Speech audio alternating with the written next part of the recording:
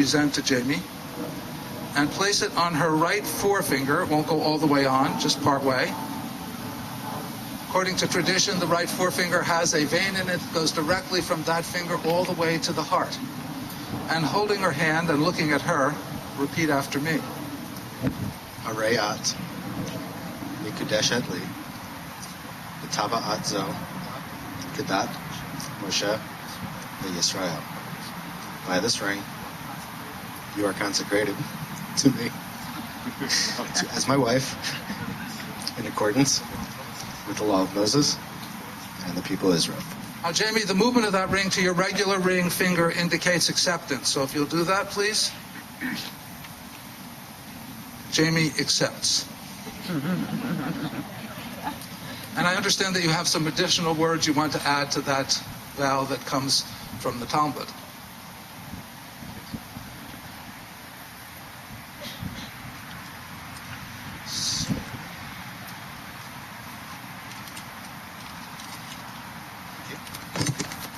Jamie, you are my best friend.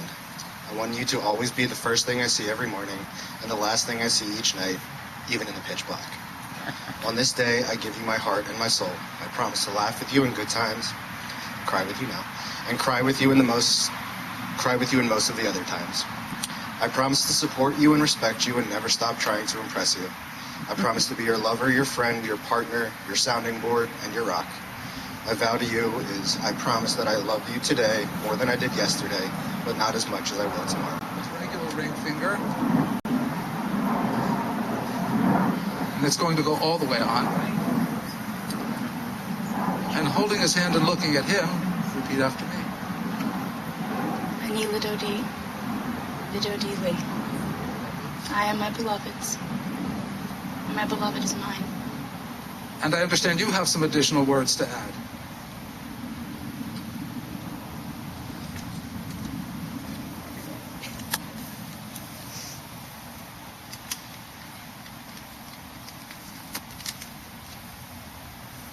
David, I never believed there was only one perfect soul meant for another until I met you.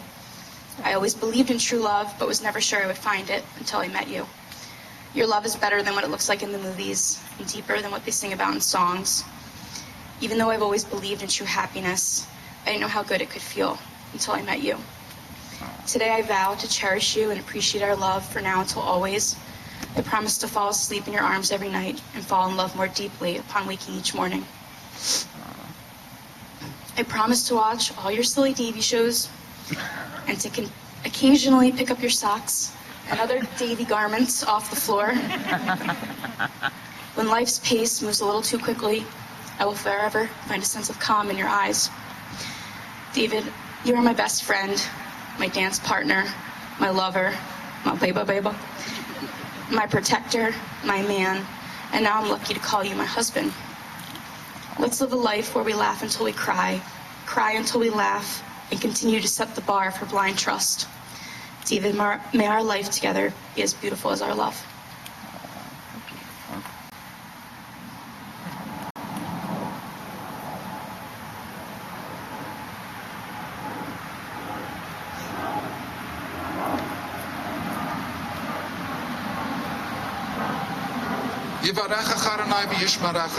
May the Lord bless you and watch over you. May the Lord cause his face to shine upon you and be gracious to you. May the Lord lift his face to you today and every day of the life that you make and share together, granting you that most precious blessing, shalom, peace for the two of you and a world of peace. That is our prayer. And we all say, Amen. We'll take that.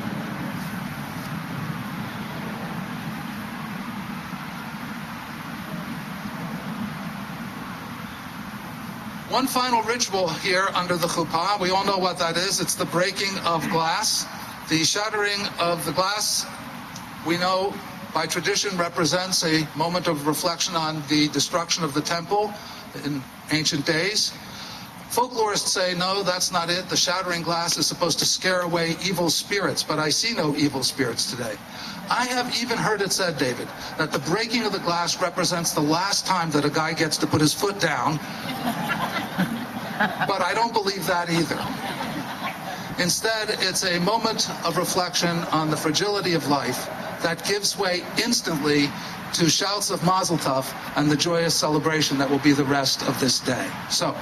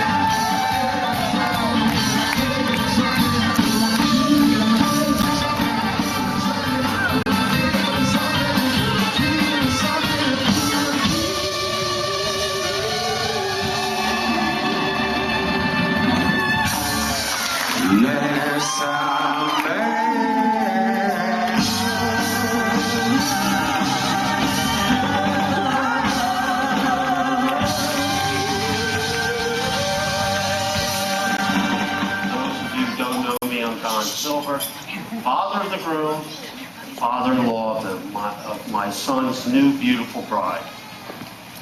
I am tasked to extol my son's virtues, and I promise to be brief and try not to cry. Dave and I have a very special, close relationship, much of it involved in sports. Dave organized baseball, basketball, soccer since he was in kindergarten. I had the privilege of coaching him in basketball and assisting him in baseball and soccer. Two of his former coaches, Maury and Steve, are here, and they would agree that with Justin, or Ray, and Dave, we had two of the best players in the league. We won numerous championships, and Dave was a very coachable and a great team player. I remember him hitting a grand slam on his first time up in T-ball, and his unassisted triple play several years later, or hitting a 40-footer at the buzzer in basketball to win the game. I was able to coach Dave in 3 Maccabi games in Detroit, Hartford, and Staten Island. During that time, I ran a basketball league, a weekly basketball league, and some of the players are here. And Dave would come every week, keep score, keep time, or just shoot around. And we all had uniforms, and Dave had his own shirt, Davey Boy. I've been a season ticket holder for 30 years for the Sixers, and Julie and Dave were my first choices to go to the game with me. We sat 3 seats from the tunnel, and Dave had an opportunity to slap hands with all the players. He rubbed Charles Barkley's head. He saw Michael Jordan up close, and he shook hands with Will.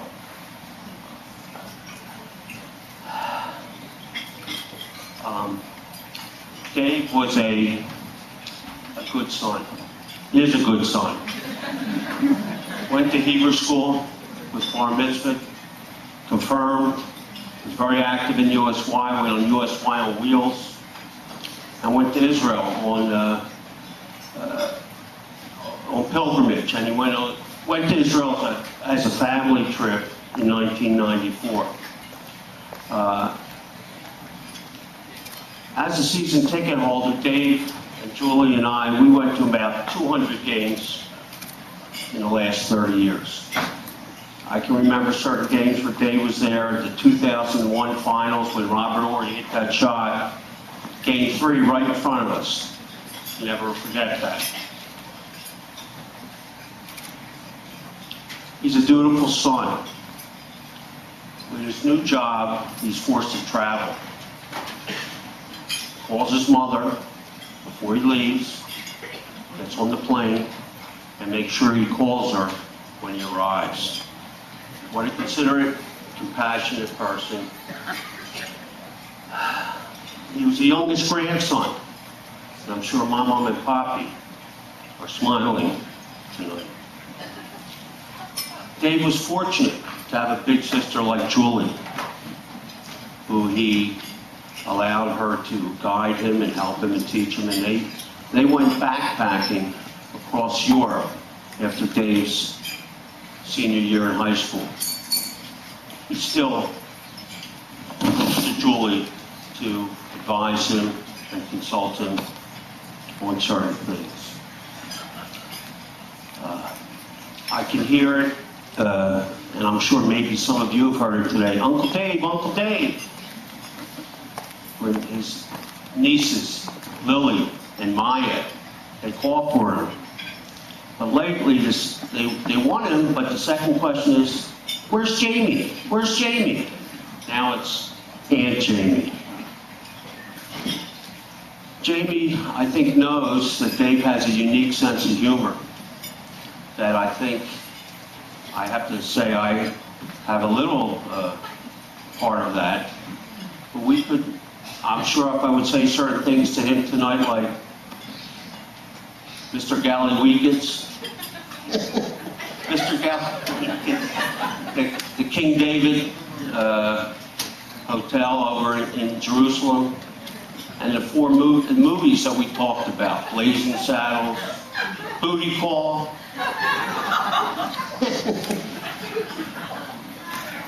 Naked Gun 1.5, slaps, or Naked Gun 33 1/3, excuse me.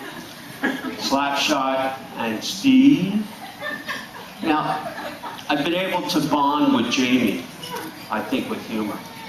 I've heard her hearty laugh numerous times, despite Dave urging her not to encourage me.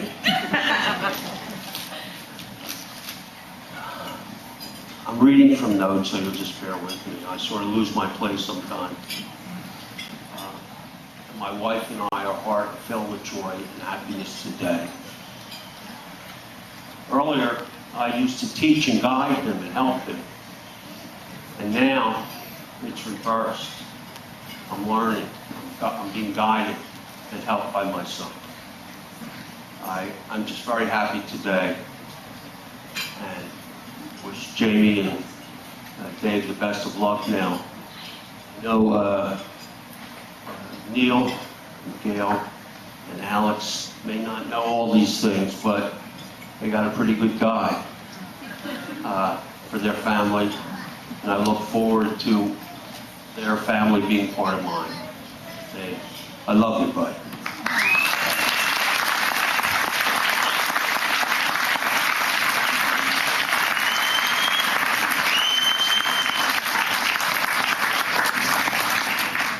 There always is.